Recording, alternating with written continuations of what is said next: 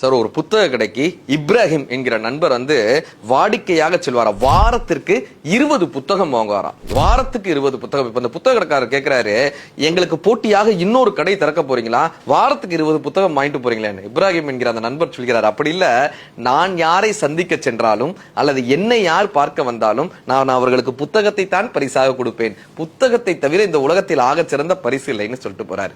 2 வாரம் ஆகுது. இப்ப அவருடைய மகன் அந்த புத்தக கடைக்கு தொலைபேசியில தொடர்பு கொள்றாரு. எங்க அப்பா மருத்துவமனையில இருக்காங்க, அவரால் பேச முடியல, ஒரு 100 புத்தகம் ஆர்டர் பண்ண சொன்னாங்க. அந்த 100 புத்தகத்தினுடைய முதல் பக்கத்துல இந்த வாசகத்தை அடித்து தர முடியுமா? என்னால் உங்களோடு பேச முடியவில்லை, அதற்கு பதிலாக இந்த புத்தகம் உங்களோடு பேசும் என்கிற வாசகத்தை அடித்து கொடுங்க. மருத்துவமனைக்கு பார்க்கக்கூடிய அத்தனை பேருக்கும் இந்த புத்தகத்தை எங்க அப்பா கொடுக்க சொன்னாருன்னு. 3 வாரங்கள் ஆகுது. இப்ப அந்த மகன் மறுபடியும் அந்த தொலைபேசியில புத்தக கடைக்கு தொடர்பு கொள்றாரு. ஒரு 500 புத்தகங்கள் கொடுக்க முடியுமான்னு கேட்கிறாரு.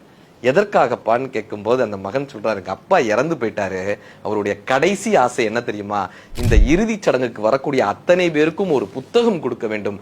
அந்த புத்தகத்தில் என்னால் இனி உங்களை பார்க்க முடியாது, என்னால் உங்களுக்கு வழிகாட்ட முடியாது, எனக்கு பதிலாக இந்த புத்தகம் உங்களை வழிகாட்டும் என்ற வாசகத்தோடு அந்த புத்தகத்தை எல்லோருக்கும் கொடுக்கறத சொல்லிதான் அவருடைய கடைசி ஆசைன்னு அந்த மகன்